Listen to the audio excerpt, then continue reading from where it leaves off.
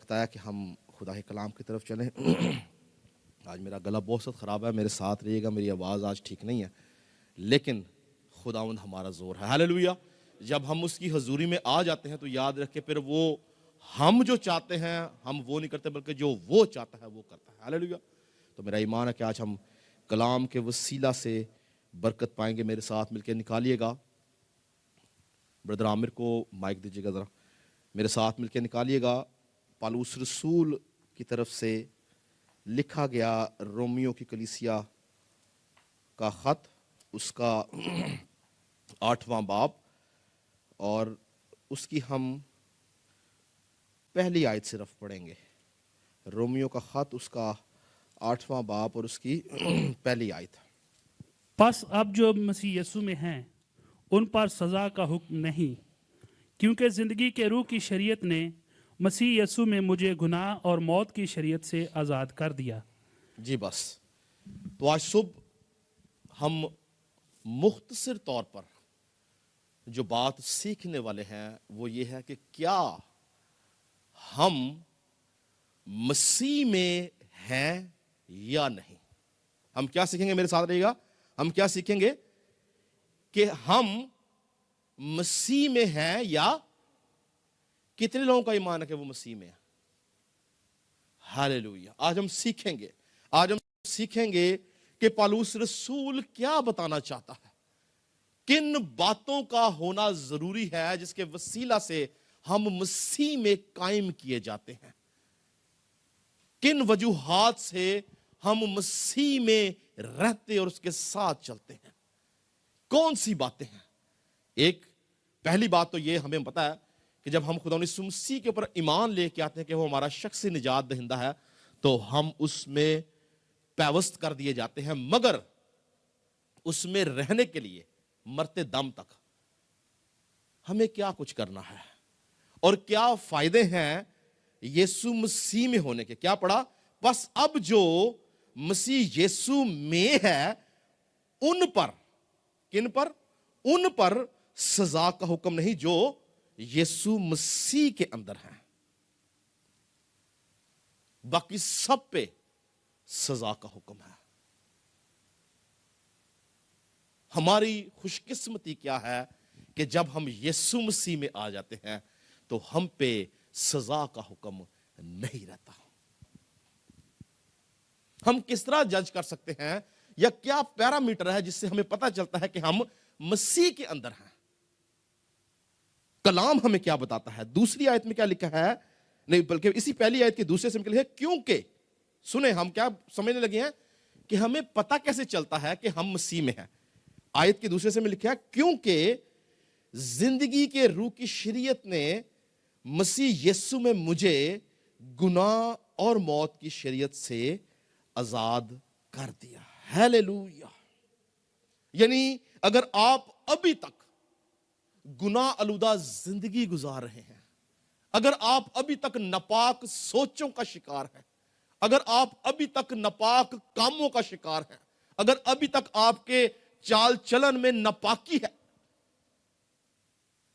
ہماری زندگی میں گناہ ہے، بدی ہے، خدا کی نہیں بلکہ ابلیس کی مرضی ہے، تو بائبل یہ بیان کرتی ہے کہ ہم آزاد نہیں کیے گئے۔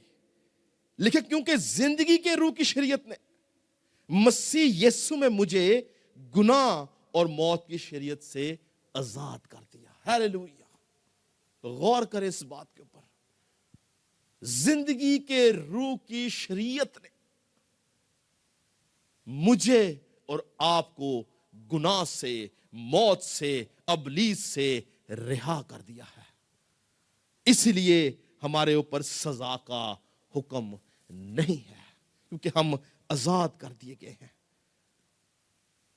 ہماری سوچوں کو روح القدس کی قوت سے یسوع کے لہو سے دھو دیا گیا ہے۔ یہ بدن جو گناہ کے ہاتھوں بک چکا تھا، اس کا کفارہ دے دیا گیا ہے۔ انسان کا کردار جو گناہ آلودہ تھا، اس کے لیے کفارہ دے دیا گیا ہے۔ جب ہم اپنی سوچوں میں، اپنے خیالوں میں، اپنے ارادوں میں یسوع کو دعوت دیتے ہیں، روح القدس کو دعوت دیتے ہیں، ہر وقت اپنے آپ کو یسوع کے لہو میں چھپاتے رہتے ہیں کہ ہم گناہ نہ کریں. ہم اپنے جسم کی خواہشات کو ان کی رغبتوں سمیت جب صلیب پر کھینچ دیتے ہیں، تب ہم یسوع مسیح میں ہوتے ہیں.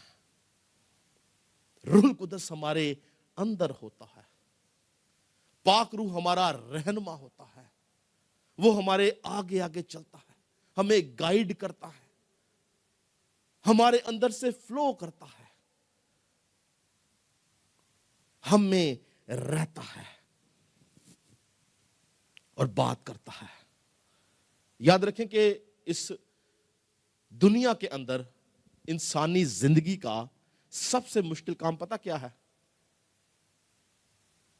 یسوع کے ساتھ چلنا. ہم یسوع کے ساتھ چلنے کو اکثر اوقات لوگ یہ سمجھتے ہیں کہ اگر ہم ہر جمعے چرچ آ رہے ہیں، اگر ہم اپنا ہدیہ دے رہے ہیں، پرستش کر رہے ہیں، دعا کر رہے ہیں، نہیں، یسوع کے ساتھ چلنا یہ نہیں ہے. یہ سارے کام شاگرد بھی کرتے تھے. یہودا اسکریوتی بھی کرتا تھا جس نے آخر میں اس کو پکڑوایا تھا. خزانچی تھا، وہ حساب کتاب رکھتا تھا، ہر عبادت میں ہوتا تھا، سارے معجزات دیکھتا تھا، عشائر بانی بھی لیتا تھا. پر کیا وہ یسوع کے ساتھ چل سکا؟ نہیں. یسوع کے ساتھ چلنے کے لیے پہلی بات اپنی فطرت کے خلاف چلنا ہے. اگر میرا ذہن بدی کو سوچتا ہے تو مجھے اس کو روکنا ہے. اگر میرا چال چلن ناپاک ہے تو مجھے اس کو روکنا ہے. میرا دل چاہتا ہے کہ میں بدی کروں، مجھے اس کو روکنا ہے. میری آنکھیں بدی دیکھنا چاہتی ہیں، مجھے ان کو روکنا ہے. میرا ہاتھ برا کام کرنا چاہتا ہے، مجھے اس کو روکنا ہے. اپنی فطرت کے مخالف چلنا ہے. جس طرح پالوس کہتا ہے کہ میں ہر روز اپنے بدن کو مارتا کوٹتا قابو میں رکھتا ہوں، ہوا میں مکے نہیں چلاتا. یعنی ہمیں اپنی خواہشات کا گلا گھونٹنا ہے تاکہ ہم مسیح میں قائم رہ سکیں. ہیلیلویا. ہمیں اپنی سوچوں کے اوپر، اپنے خیالات کے اوپر روح القدس کا پہرا مانگنا ہے. جب کبھی ابلیس ہمیں ہماری سوچوں میں ورگلانا چاہتا ہے، میں آپ کو اپنا فارمولا بتاتا ہوں، تو میں اسی وقت اپنی آنکھیں بند کر بولتا ہوں، خدا پاک روح میری مدد کر. چند لمحوں کی جنگ کے بعد وہ خیال ایسے اپنے آپ کے ذہن سے نکل جاتے. کیوں؟ کیونکہ وہ روکنے والے آپ نہیں بلکہ پاک روح ہے. ہیلیلویا. وہ آپ کی مدد کرتا ہے، آپ کی سوچوں کو، خیالوں کو، ارادوں کو کنٹرول کرتا ہے. کب؟ جب ہم اس کو بلا لیتے ہیں، جب ہم اس کو دعوت دیتے ہیں، جب ہم اس کی مدد مانگتے ہیں. اگر یسوع مسیح نے یہ بات بول دی ہے کہ میں جاتا ہوں اور دوسرا مددگار، یعنی وہ مددگار یسوع مسیح نے ٹھہرایا ہمارے لیے، تو ہم کیوں نہ اس کی مدد حاصل کریں؟ ہم دنیا کے لوگوں سے، دنیا کے کاموں میں بے شمار اپنے ریسورسز کے وسیلہ سے اپنے کاموں میں لوگوں سے مدد لیتے ہیں، ایسے ہی ہے نا؟ تو کیا ہم اپنی روحانی زندگی میں جو ہمارا مددگار، ہم اس کو کیوں نہیں اپنی زندگی میں دعوت دیتے؟ جب ہم اس کو اپنی زندگی میں دعوت دیں گے تو یاد رکھیں کہ ہم مسیح میں قائم کیے جائیں گے. کیونکہ یاد رکھیں یہ جسم جو ہے، یہ جسم گناہ کے ہاتھوں بک چکا ہے. یہ دل ہیلا باز ہے. بائبل کہتی ہے یہ لا علاج ہے. جسم جو ہے وہ ہمیشہ گناہ کی خواہش کرتا ہے، مگر روح القدس ہمیشہ اچھے کاموں کی خواہش کرتا ہے اور اچھے کام کرواتا ہے. جسم جو ہے وہ ہمیں جہنم میں لے کے جانا چاہتا ہے، مگر روح القدس ہمیں خدا کی بادشاہت میں لے کے جانا چاہتا ہے. ایماندار ہونے کے باوجود ہمارا جو جسم ہے، یاد رکھیں اس کے بہت سے ایریاز میں ابلیس کام کرتا ہے. اسی لیے ایمانداروں سے بھی غلطیاں خطائیں ہوتی ہیں. کیوں؟ کیونکہ ابلیس کا قبضہ ہے. روح کی نجات ہے، سوچوں کو بحال کیا گیا ہے، کردار کو بحال کیا گیا ہے، بدن کی سزا باقی ہے. آپ کو پتا ہے کہ خداوند یسوع مسیح جو میرا اور آپ کا نجات دہندہ ہے، اس کا جسم بھی گناہ آلودہ تھا. وہ گناہ میں پیدا نہیں ہوا मगर उसका जिस्म गुनाह आलूदा था। और उसका जिस्म गुनाह आलूदा क्यों था? ताकि उसके गुनाह आलूदा जिस्म के वसीला से जब वो जिस्म में अपने बदन की कुर्बानी दे और मुर्दों में से जी उठे, तो उस कुर्बानी के वसीला से मैं और आप इस गुनाह आलूदा जिस्म से निजात पा सकें। क्यों था उसका गुनाह आलूदा जिस्म? क्योंकि इस रूए जमीन के ऊपर रहने के लिए जिस्म चाहिए, और आदम के गुनाह के बाद किसी के पास यह इख्तियार नहीं कि वो इस जिस्म को पाक कर सके। यीशु मसीह क्यों गुनाह आलूदा जिस्म रखता? क्योंकि वो उस लानत के अंदर ही पैदा हुआ था जो कि औरत के ऊपर की गई थी कि तू दर्द से बच्चा जनेगी। लिखा कि वो शरीयत के मतहत पैदा हुआ, उस लानत के अंदर पैदा हुआ। उसका जिस्म गुनाह आलूदा था, मगर उसकी जात के अंदर गुनाह नहीं था। आप सोचें कि आप अपने बच्चे को अपने हाथों से एक ऐसी जगह भेज दें जहां पे आप जानते हो कि इसने मर जाना है, वहां पे इतनी बदी, वहां पे इतना कुछ हो, इससे बड़ी मोहब्बत आप क्या करेंगे? खुदा बाप ने यीशु मसीह को, जो कि पाक और पवित्र शख्सियत थी, है और रहेगी, जो पाकीज़गी का मंबा है, उसने उसको गुनाह आलूदा जिस्म देकर भेज दिया। क्यों जानते हैं? ताकि मैं और आप उसमें कायम रह सकें। तीसरी आयत पढ़ें जी जरा, दूसरी और तीसरी आयत पढ़ें। तीसरी से पढ़ लें, तीसरी से गौर से सुनिएगा। इसलिए कि जो काम शरीयत जिस्म के सबब से कमज़ोर होकर ना कर सकी, वो खुदा ने किया, यानी उसने अपने बेटे को गुनाह आलूद जिस्म की सूरत में और गुनाह की कुर्बानी के लिए भेजकर। हाँ जी, बस रुक जाइए एक मिनट। यहां पर क्या लिखा है? यानी उसने अपने बेटे को गुनाह आलूद जिस्म की सूरत में और गुनाह की कुर्बानी के लिए भेजकर जिस्म में गुनाह की सजा का हुक्म दिया। क्या मतलब है इस बात का? आपको शायद ये मेरी बात बड़ी है कि यीशु मसीह का जिस्म कैसे गुनाह आलूदा था? ये खुदा का कलाम कहता है। इसकी डेप्थ को समझें। वो पौलुस कहना क्या चाहता? कहता है यानी उसने अपने बेटे को गुनाह आलूद जिस्म की सूरत में और गुनाह की कुर्बानी, यानी पर्पस क्या है? गुनाह की कुर्बानी के लिए भेजा ताकि जिस्म में गुनाह की सजा का हुक्म खत्म किया जाए। इसलिए वो पहली आयत में कहता है, बस जो मसीह यीशु हैं यीशु में उन पर।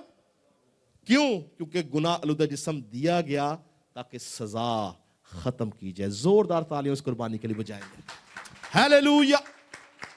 आप सोचो कि खुदावंद यीशु मसीह गुनाह आलूद जिस्म लेकर आ गया ताकि मेरे और आपके ऊपर सजा का हुक्म बाकी ना रहे। यह बात समझना और हजम करना बड़ा मुश्किल है कि ऐसा कैसे हो सकता है, मगर मैं नहीं कहता, यह खुदा का कलाम कहता है।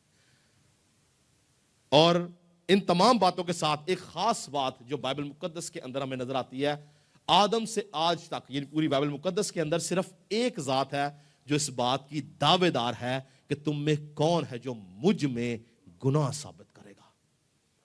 पतरस कहता है कि उसकी तो जात में भी गुनाह ना था, यानी वो गुनाह आलूदा जिस्म लेके जरूर पैदा हुआ क्योंकि उसने कुर्बानी देनी थी, मगर उसकी जात में, सोच में, ख्याल में, इरादा में, चाल चलन में किसी एक बात में गुनाह नहीं था। यही वजह थी कि जब वो मरा तो गुनाह ना होने की सूरत में वो मुर्दों में से जी उठा। हालेलुया।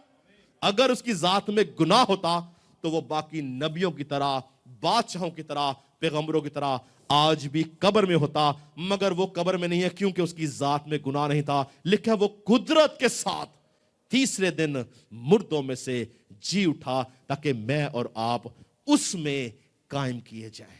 हालेलुया। हम पर सजा का हुक्म खत्म कर दिया गया है। क्यों? क्योंकि हम यीशु मसीह में हैं। सवाल यह है कि यीशु मसीह ने गुनाह आलूद जिस्म ही क्यों लिया? اگر اس جگہ پر آگ لگ جائے اور ہمارا کوئی عزیز اس جگہ پر موجود ہو تو کیا ہم باہر کھڑے مشورت سے اس کو بچا سکتے ہیں اس آگ میں سے؟ ہمیں آگ میں کودنا پڑے گا اس کو بچانے کے لیے. ایسے ہی ہے, آپ اگر پرانا عہد نامہ دیکھیں تو وہاں پہ ہمیں دانیل نبی کے صحیفے کے اندر کیا ملتا ہے کہ صدرک مسک ابدنجو جب آگ کی بھٹی میں تھے تو کیا اگر خدا بولتا کہ آگ ان کو ضرر نہ پہنچائے تو کیا آگ ان کو ضرر پہنچاتی؟ نہیں. مگر کیا لکھا ہے کہ وہاں پر بادشاہ نے کیا بولا؟ نبوکدنصر کہتا ہے کیا ہم نے 3 مردوں کو آگ میں نہیں پھینکا؟ یہ تیسرا کون ہے جس کی شکل الہ زادوں کی مانند ہے؟ الہ عبرانی زبان کا لفظ جس کو عبرانی میں کہتے ہیں خدا. الہ مین خدا, زادہ مین بیٹا, یعنی یسوع مسیح خود اترا اس آگ میں ان تینوں کو بچانے کے لیے. کیا اگر آپ بہت بڑے سویمر ہیں, بڑی زبردست تیراکی آپ کو آتی ہے, آپ کا بیٹا ڈوب رہا ہے, آپ جتنی مرضی انسٹرکشنز دے دیں کہ بیٹا یہ کر, وہ بچے گا نہیں, آپ کو پانی میں جانا پڑے گا اس کو بچانے کے لیے. یسوع مسیح اس لیے گناہ آلودہ جسم لے کر آیا تاکہ مجھے اور آپ کو اس آگ میں سے نکال لے. وہ ہماری خاطر, لکھا ہے کہ وہ ہماری خاطر اس کو گناہ ٹھہرایا گیا. کرنتھیوں کے خط میں ہماری خاطر اس کو گناہ ٹھہرایا گیا, گناہ بنا دیا خدا نے اس کو. کیوں؟ تاکہ ہم مسیح میں قائم کیے جائیں, ہم پر سزا کا حکم نہ رہے, ہم سزا سے چھوٹ جائیں. اس لیے یاد رکھیں کہ مت سوچیں کہ ہماری مخلصی جو ہے وہ بڑی آسانی سے ہوئی ہے. خدا نے اپنے بیٹے کو گناہ آلودہ جسم دے کر قربان کیا ہے تاکہ ہم اس کے وسیلہ سے بچ سکیں, زندگی پا سکیں, تسلی پا سکیں. اور پھر مزیداری کی بات, یہ گناہ آلودہ جسم جو تھا جب یسوع مسیح مرا اور جی اٹھا تو یہ جسم اس کے پاس نہیں تھا. وہ کس بدن سے جی اٹھا؟ جلالی بدن. جلالی بدن اس لیے اس نے لیا تاکہ یہ, کیونکہ سزا ختم ہو گئی نا, کفارہ دے دیا, مر گیا یسوع مسیح, گناہ کا کفارہ ہو گیا. اب اس بدن کا کوئی کام نہیں, کوئی ویلیو نہیں. اس لیے اب جب وہ جی اٹھا ہے تو ایک نئے بدن کے ساتھ جی اٹھا. کیوں؟ تاکہ جب ہم مریں اور ہم جئیں تو ہم بھی اس گناہ آلودہ جسم میں تو مریں گے, مگر جب جی اٹھیں گے تو یسوع مسیح کی طرح جلالی بدن میں جی اٹھیں گے. پریز گاڈ, یہ پریولیج ہے ہمارے پاس. اسی لیے ہمیں مسیح میں رہنا, مسیح کے ساتھ چلنا ضروری ہے. مسیح میں قائم رہنے کے لیے یا مسیح میں ہونے کے لیے بہت سے فائدے ہیں. میں جب سٹڈی کر رہا تھا تو اگر میں گنواؤں تو شاید 100 سے زیادہ باتیں میں حوالہ جات سے نکال سکتا ہوں کہ مسیح میں رہنے کے فائدے کیا ہیں. تو بھی میں نے صرف 5 باتیں نکالی ہیں کہ مسیح میں رہنے کے فائدے کیا ہیں. جب ہم مسیح میں ہوتے ہیں, مسیح کے اندر چلتے ہیں, مسیح کے ساتھ رہتے ہیں, یسوع مسیح ہمارا نجات دہندہ ہوتا ہے اور ہم ہر وقت اس کو سوچتے ہیں اور ہم اس کے احکامات کے اوپر چلتے ہیں تو ہمیں فائدہ کیا ہوتا ہے؟ پہلا فائدہ جو ہے وہ یہ ہے کہ ہم نئی مخلوق بن جاتے ہیں. New creation. کیا بن جاتے ہیں جی؟ نئی مخلوق, نیو کریشن. نکالیں میرے ساتھ 2 کرنتھیوں اس کا 5واں باب اور اس کی 16 آیت سے پڑھیں جی ذرا.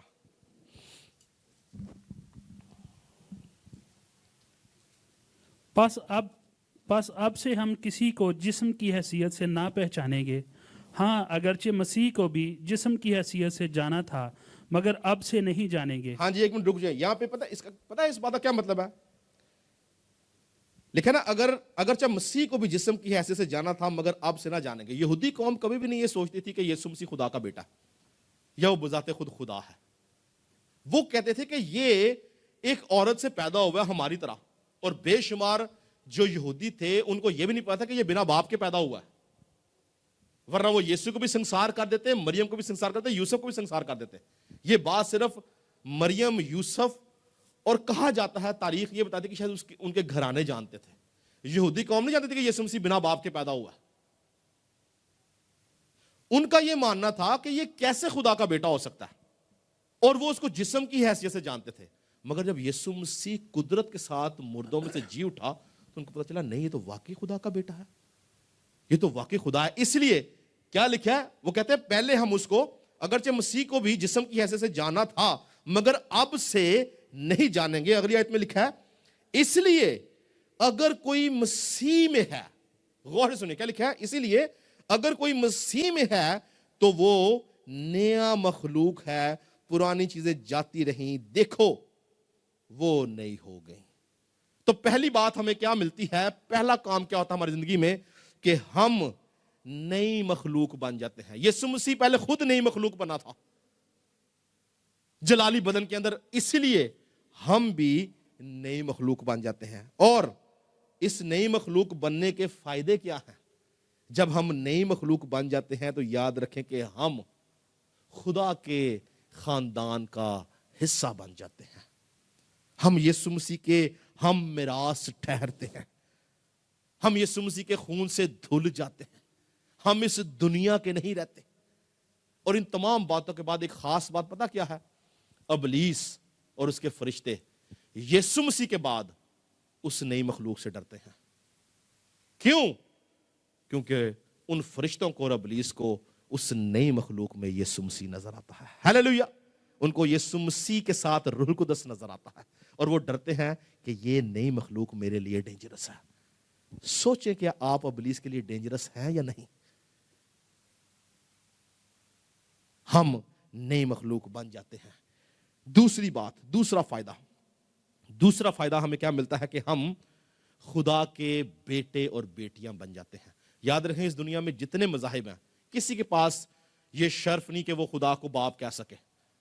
यीशु मसीह ने अपनी कुर्बानी के वसीला से हमें ये शर्फ दिया कि हम खुदा को बाप कह सकें। और उसने जब हमें दुआ करने से सिखाई तो क्या बोला, जब कभी तुम दुआ करो क्या बोलो, आए हमारे बाप। तो जब हम यीशु मसीह में कायम किए जाते हैं, दूसरा फायदा हमें यह मिलता है कि हम खुदा के फर्जंद बन जाते हैं। पढ़ लीजिए जरा गलतियों 3:26 पढ़ें। गलतियों 3:26 में लिखा क्योंकि तुम सब उस ईमान के वसीला से जो मसीह यीशु में है खुदा के फर्जंद हो। हाँ जी। और यूहन्ना 1:12 में लिखा लेकिन जितनों ने उसे कबूल किया उसने उन्हें खुदा के फर्जंद बनने का हक बख्शा। जब हम यीशु में हो जाते हैं, यीशु में कायम किए जाते हैं, यीशु के साथ चलते हैं, फिर हम नई मखलूक होते हैं, फिर हम उसके खुदा के बेटे और बेटियां होते हैं। तीसरी बात, हम आसमानी मकामों में बिठाए जाते हैं और रूहानी बरकतों को हासिल करते हैं। इफिसियों 1 बाब उसकी 3 आयत में लिखा है हमारे खुदा यीशु मसीह के खुदा और बाप की हम्द हो जिसने हमको मसीह में, किसमें जी? मसीह में। ये किसी नबी की बात नहीं हो रही, मसीह की बात हो रही। मसीह में आसमानी मकामों पर हर तरह की रूहानी बरकतें बख्शी। तो तीसरी बात क्या है जी? हमें आसमानी मकामों में हर तरह की रूहानी बरकतें बख्शी जाती हैं। चौथी बात, चौथा फायदा क्या होता है कि जब हम मसीह में होते हैं, जब हम मसीह में होते हैं तो हमारी कांट छांट की जाती है।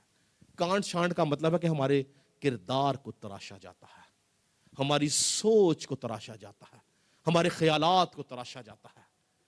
यूहन्ना 15:2 में क्या लिखा है? जो डाली मुझ में है और फल नहीं लाती वो काट डाली जाती है, मगर जो फल लाती है उसको वो छांटता है ताकि ज्यादा फल ला सके।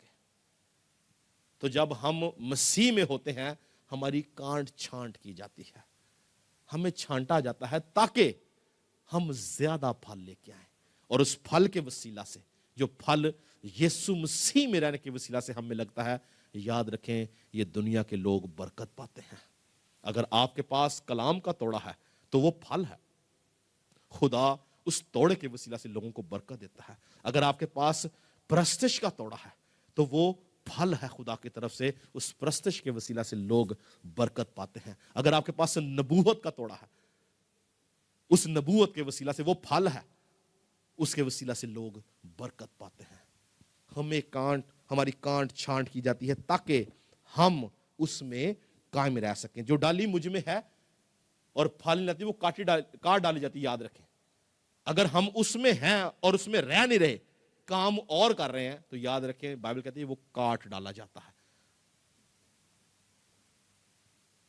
ہمیں اس میں رہنا ہے اور پھل لے کے آنا ہے تاکہ ہماری مزید کانٹ چھانٹ ہو سکے. پانچواں اور آخری فائدہ کیا ہے آپ نکالیں جی. پہلا تسلنیکیوں 4 باب اس کی 15 اور 17 آیت پڑھیں گے کہ جب ہم یسوع مسیح کے اندر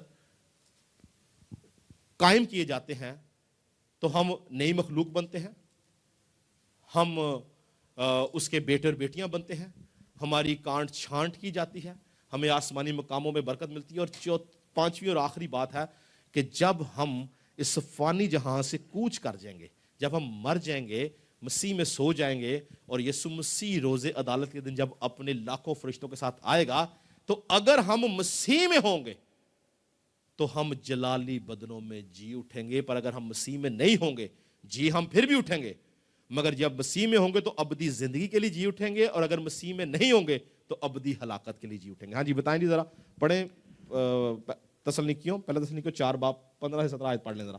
چنانچہ ہم تم سے خداوند کے کلام کے مطابق کہتے ہیں کہ ہم جو زندہ ہیں اور خداوند کے آنے تک باقی رہیں گے سوئے ہوئوں سے ہرگز آگے نہ بڑھیں گے, کیونکہ خداوند خود آسمان سے للکار اور مقرب فرشتہ کی آواز اور خدا کے نرسنگے کے ساتھ اتر آئے گا, اور پہلے تو وہ جو مسیح میں موئے جی اٹھیں گے, پھر ہم جو زندہ باقی ہوں گے ان کے ساتھ بادلوں پر اٹھائے جائیں گے تاکہ ہوا میں خداوند کا استقبال کریں, اور اس طرح ہمیشہ خداوند کے ساتھ رہیں گے. ہاں جی بس تو یہاں پر ہم نے دیکھا کہ اگر ہم مسیح میں ہیں, ہم مر جائیں یا زندہ ہوں, دونوں صورتوں میں ہم یسوع مسیح کے ساتھ بادلوں میں اڑ کر اس کا استقبال کریں گے اور خدا کی بادشاہت کا حصہ بنیں گے. پر اگر ہم مسیح میں نہیں ہیں جی ہم پھر بھی اٹھیں گے, زندہ ہم پھر بھی کیے جائیں گے, مگر ابدی ہلاکت کے لیے.